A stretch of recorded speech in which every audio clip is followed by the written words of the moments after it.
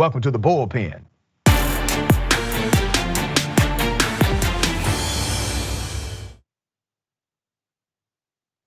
In the Bullpen today, I have Dave Spencer, host of Practically Political. It is a podcast. Born in New York as a member of the Rockefeller family, he grew up around a culture of political interest and involvement. Dave, thank you for being on Indisputable. How are you? I'm doing well. Thanks so much for having me. Absolutely, man. Let's get right into it. We don't have a lot of time. Let me ask you about this continued rhetoric that comes from people who support Donald Trump, who will boldly say that they are preparing for a civil war. I looked at some footage 4 years ago, and they said if Trump does not win, there will be a civil war. And then I looked at it after he won, they said it will be a civil war. And then they said if he's not reelected, it will be a civil war. And now they're saying if he's not reinstated, which that's not how it works in America, there will be a civil war. So what is the connection between these Trump supporters and why do they seem hell bent on creating a civil war in the United States? Well, I think I would argue that we're already having a civil war. I would say it's a soft civil war. People aren't shooting at each other, at least not yet. But you see the stuff that's going on. California just said that people can't travel to Florida and 3 other states now because of locker room rules. We're arguing about silly stuff. But to answer your question, I think that the Trump base has always been really rabid. They've always believed in their man. And he really has them believing that the election was stolen. And almost 50% of Republicans believe that. And so many people are into the big lie. They believe if justice isn't done or if the situation isn't rectified, that they're going to take action. Now, do I think that means there's going to be people start shooting at each other? I don't think so, at least not yet. I think that's the nice things about Joe Biden is that he's such a non-divisive figure that he doesn't foment a lot of anger just as a person, the way somebody like Barack Obama or Bill Clinton did. But it does definitely worry me. We're at a tipping point in this country. And that segment you just saw about people getting all upset about lawns, it's just the most trivial thing that sets people off these days. It's like a powder keg. I have some words about what you said in reference to former President Barack Obama, but I may run out of time, but I got time, I'll get to it. Let me ask you about what's happening right now with the Trumpite movement. Obviously, it is a big lie that Trump won the election. That's a lie. Nothing was stolen from Donald Trump. But you saw the lie happening while Trump was in office. Remember, he started the narrative roughly 2 to 3 years into his first term, and he said that this is what they're going to do to me because he was trying to figure out a way not to be blamed for the loss, is what I believe. But he has radicalized his followers so much inside of the Republican Party that they have now accepted it as gospel truth. So what happens? Is the Republican Party fractured beyond repair when they can't even distinguish truth from a conspiracy theory rooted in fantasy? Well, I agree with you. And by the way, Trump was doing this in 2016. He said if he didn't win, it was going to be rigged. Yeah. If he thought he was going to lose. So nobody should have been surprised. I was surprised by the absolute rage that we saw afterwards. And I think a lot of these states that are passing these voter restriction laws are enabled by the big lie. And the thing is, if you're in Congress right now, you don't have to promulgate the big lie. You just have to not disavow it. Right? Yeah. So that's why you see a lot of people not talking about it. But I think that what's going to happen is that Trump is going to get in more legal trouble.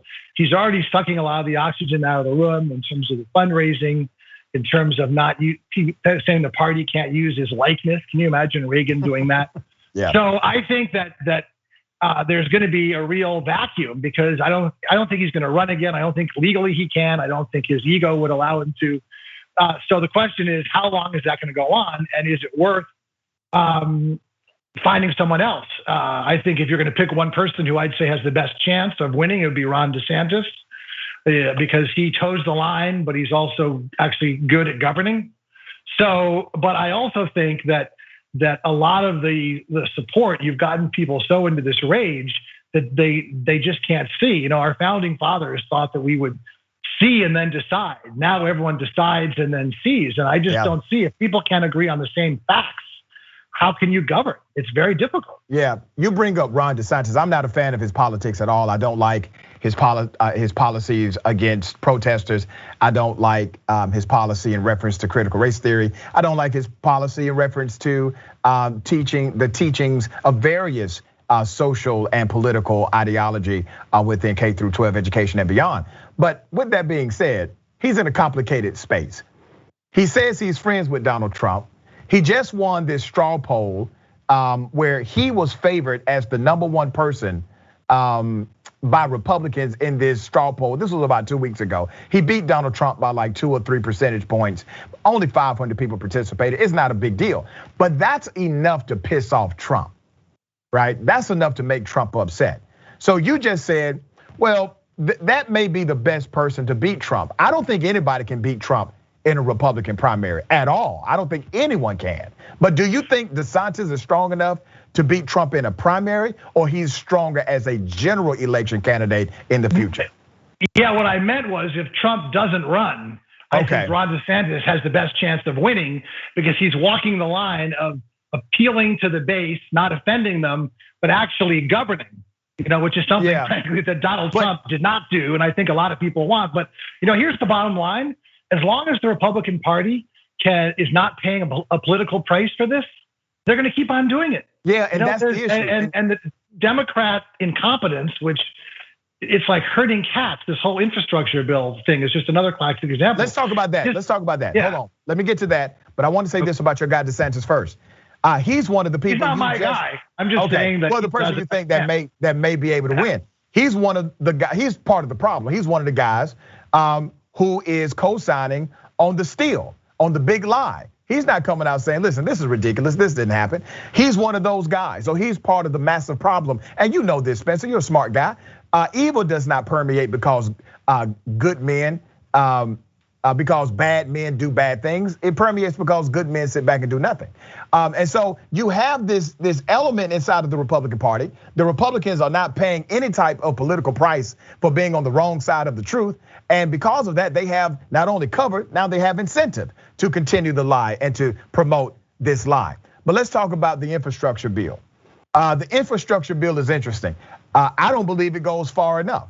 I believe Joe Biden was elected for an agenda. I think that's why he won the popular vote. He won the electoral college. People said, we want you to implement a policy. We want a new contract in the White House, a new policy directive. What elements of the infrastructure bill you disagree with? Which ones? Oh, I actually don't really disagree with any of it. I think some of it is a little unnecessary, but my point is that, first of all, I would say, yes, Joe Biden won the popular vote and he won the electoral college, but if 44,000 votes had been switched in 3 states, we would have had a 269 to 269 tie. So, and also he has a 50-50 Senate only because Donald Trump couldn't keep himself from crapping on mail-in voting so much that they lost both Georgia seats. I think Kelly Loeffler would have lost because Warnock was a good candidate, but David Perdue would have won. He got 49.7% in the general election, and that's with tens of thousands of fewer people voting than they did in the primary because Trump said it was so bad. No, but I'm saying my point is this is not a mandate. This is not LBJ in 1965 with almost 70 seats in the Senate and 60+% of the vote. And I think Americans and presidents do this. They overreact, but people want infrastructure. So my point is, if you can try to pass a bipartisan bill and do the hard infrastructure, do that first. That's what Americans want. Then the so-called soft infrastructure, try to do that based on reconciliation. But what's going to happen is if the bills are linked, as Nancy Pelosi thinks that she's going to do, it's going to blow the whole thing up and we're going to get nothing. You can't let the perfect be the enemy of the good. And right now, I think hard infrastructure is far more important than soft infrastructure. Wouldn't you agree? Yeah, I believe in progress, but I also believe that being incremental can be its own problem in politics. And Dr. King talked about the reality of the incrementalists who were part of his ranks during the civil rights movement that counseled him, that said, hey, you're moving too fast, Doc. you shouldn't do this. Well, later in his career, he said he should not have listened to those individuals, that he should have pushed for more and pushed for more sooner rather than waiting on some other things to happen that never did come to fruition. So I get it on both sides, but I also get that we have a democracy. Democracy means majority rule. Our US Senate does not operate by way of a democracy. We need to get rid of the filibuster. It's been utilized in a race dynamic or a racist dynamic historically. It has stopped good progress for this country. And so I believe we should get rid of the filibuster. And if the other party takes power and they unravel what the previous party did, well, damn it, at least it's democracy. At least it's the way it should work. You agree with that? Okay. Yeah, in fact, many other places have the so-called seesaw effect where policies are passed and reversed. And my opinion has changed because the filibuster, two things. First of all, it used to just be for very rare things. And the biggest thing, the injustice is right now, Ted Cruz or someone just has to say, we filibuster. I think the minority should have rights, but now the burden is on the majority. Exactly. So at the very least, you should bring back the active filibuster where you have to stand up for how many hours and defend your place. And the other reason I've changed my mind is that here's a stat for you. From the founding of the Republic through January 2009, there were 73 judges filibustered. From January 2009 to January 2013, there were 69. Who do you think is responsible for that? Probably take a guess, right? So it's been so abused right now, and nothing is getting done in the Senate. The Senate was supposed to be a cooling body. It wasn't supposed to be a chamber of total inaction. So I would support right now, at least getting rid of the filibuster for voting rights. And again, Joe Manchin and Kirsten Sinema aren't going anywhere. So they're not going to change their mind. And right now, neither one of them are going to vote for HR 1 and neither one of them are going to vote for the soft infrastructure bill. So unfortunately, it's better to have Joe Manchin as a Democrat than as a Republican. There's no other senator that's in a state that Trump won that's a Democrat by more than 13 points. He won West Virginia by almost 40. I got you on the politics of that. Joe Manchin is the worst. I can't stand the guy. His politics, obviously, I disagree with. But I do agree with you on getting rid of the filibuster. And also, we've done it by way of certain actions before. We've gotten rid of the filibuster for a particular vote. And it seems as if that has now, been taken off the table. That we've done it before. We've done it a few times. It's not just we have precedent. We have multiple situations where we have done it this way before. And we've been able to move forward with actual governing. Here's what's going to happen, Spencer. And I'm hoping Democrats understand what they're being set up for. If you don't do anything while you have the House, the Senate, and the presidency, all of the campaigning against you will be to black people, brown, everybody, progressives, Democrats. Y'all gave them the Senate, you gave them the House, you gave them the presidency, and what did they deliver? Not a damn thing. And that will end up being their own death knell at the end of the day if they don't figure out how to deliver something that the American people can feel. I do believe the COVID-19 relief package under Biden was a win for Biden. I still, once again, I wanted more. I wanted more incentives, I wanted more protections, but this is how democracy works. There's no finality, and it's not a dictatorship. You can't come in and say, this is all I want. But if you do not start looking at how to get something done that the American people can feel, you're gonna have a problem not only getting reelected as president, you're gonna have a problem with congressional seats all across the United States getting elected as well or reelected. No, I agree. And I think that's, what you're saying is really, I think, is the basis of my point. And that is, it's better to get something done that's 2/3 of what you want. 2/3 of something is a hell of a lot better than 100% of nothing. And I'm worried on voting rights particularly because let's face it, the Republican strategy is preserve white minority rule because they're not going to do it with the candidates. They're not going to do it with the ideas. And this is something as a Rockefeller Republican, the party's become morally bankrupt. The things that I've always stood for, like fiscal discipline and sensible immigration and free trade and a consistent China policy. But Dave, how are you going to check that? We only have a few minutes, man. I'm glad you. No, I agree. So how do you check that inside of the party? Because you're connected to people that believe crazy stuff. I'm sure you got some friends that believe Trump actually won the election. You got some friends that believe that there was a massive conspiracy by the left-wing media. You got some friends that may believe that COVID is a hoax. These people, I agree. The only way to do it is to make the party pay a political price. And the only way to do that is to get more seats in Congress. And as James Carville said, whether you agree with stuff, a lot of this faculty lounge talk, as he calls it, isn't appealing to mainstream Americans. I want the Republican Party to change. We can't shame these guys. We can't make them. We can't make them humiliate them. Right? That's been proven that that's not going to work. Right. The only way to do it is to have them lose consistently, and the only way for the Democrats to really get changed is to get more seats. So my strategy is ramp up. Hold on to the House, get a couple more Senate seats. Then in 24, you can get a stronger majority. But for now, pass some stuff like infrastructure and voting rights. Even if it's not what you want, it's going to make the American people think that you're doing things. I have a recommendation for you, Dave. All right, and I want you to sleep on it, okay?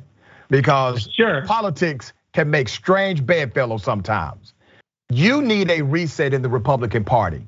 You need to show other Republicans that this morally bankrupt, adhering to conspiracy theories party will end up choking the life out of the fundamental movement of the conservative party, right? You need to show them that somehow. They need to be met with that reality. Here's what I recommend you do.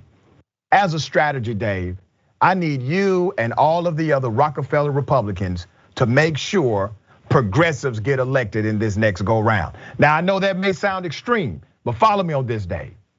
If you're successful in helping that reality happen, and don't go on the ground with them. Now, I don't want you to campaign for them or endorse them publicly, that'll tank them. But give them money to distribute their message. Make sure they have resources to get a message out. If you can show a massive change in how people accept government in America, that they reject the lies of Trump, they reject the lies of the big lie, that they reject these immoral political fights, then you may have a chance of saving that damn party known as Republicans sometime in the future. But if you don't do it, you are going to allow Donald Trump to define who you are for the next 50 to 75 years. I totally agree. And I would say, I can tell you right now what the 22 midterms are going to be all about. What the GOP's, it's going to be crime, immigration, and cultural issues. I tell you, whoever came up with the slogan, defund the police, deserves the stupidity award of the century. The amount of damage that those three words have done to not only crime, but to the Democratic Party. It's the kind of stuff that, and these cultural issues, whether they're right or wrong, most Americans don't want to hear about it. Let me respond to that before I go. Let me respond to that before I go. Sure. I actually like the terminology defund the police. I know everybody doesn't like it. Even a lot of Democrats don't like it. But here's what it did. Number one, it got people talking about it in a different context. We've always talked about reforming the police. Well, the police reform argument had become stale. The branding matrix of defund the police reignited the conversation of police reform. All right, so I like it as a catalyst to the conversation itself. And when you look at the survey of Americans that took place a couple of months ago, 95% of Americans believe police reform must take place. 58% believe that it must be dramatic. Even 51% of Republicans believe police reform must happen. You have many cities that have engaged in police reform where they reprioritize their budget so that they can have more social workers, they can have more psychological services, they can have more reentry services, but they just didn't call it defund the police. Well, the defund the police movement made it more of a mainstream national conversation, even though it did repel some people, not only in the ranks, but outside. Yeah, I agree with what you're saying, but most Americans, 70% don't want to defund the police. But that's not what it's about. No, but I'm just saying, I'm just viewing from, I talk to my friends in Arkansas. But what people think it is.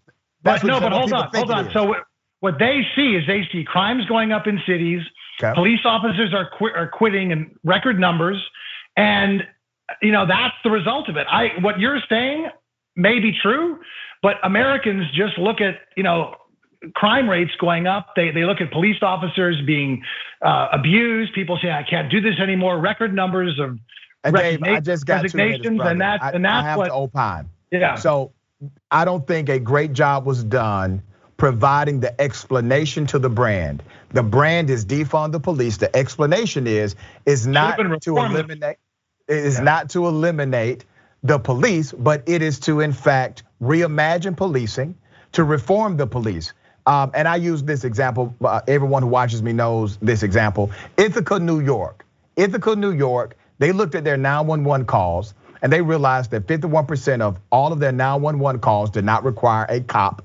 It required a social worker or a community liaison person, right? Getting cops out of trees or making traffic stops. Right, that's right. So what did Ithaca, New York do? They decided to hire one social worker or community liaison person per every 2 cops that were dismissed, transferred, or got fired, right? So now that is their protocol because they need to match what the community is requiring. Is that defunding the police? Well, in a way, that is de facto defunding because cops are not getting paid their salary, but somebody else is getting paid their salary, even though the overall budget has remained the same.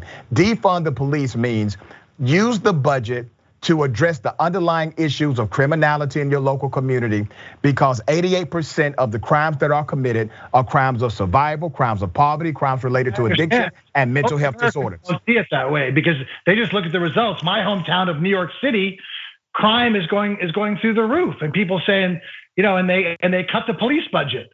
That's all people see. What you're saying is very eloquent and it's very true point. Too. That's not what people see when they think about when they go to the voting.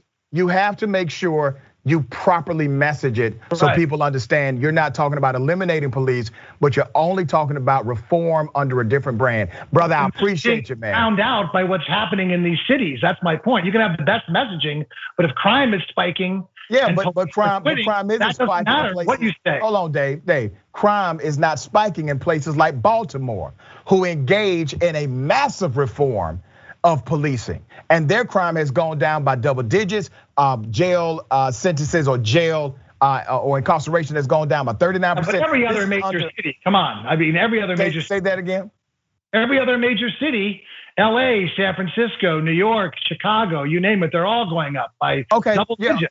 I just named one major city to you where reform is taking place and the crime is going down. You listed Chicago. I need you to research Chicago. Chicago has more cops than they've ever had on the street in their lives, in their history. They have more of a police budget than they've ever had since the existence of the city. And they have a higher crime rate than they've ever had since the city got incorporated. So you have more cops, you have more money, and you have more crime. Brother, the formula doesn't work. I agree. I'm just saying this is what voters see. You may be right, but what people think about when they go into the booth, that's not what they're thinking about. I got you, Dave. You make an eloquent point. But, Dave, thank you, brother. I'm out of time, man, but it's been a pleasure. Fun. I hope we can do this again. I love talking to you. Same here, man. All right, thank you.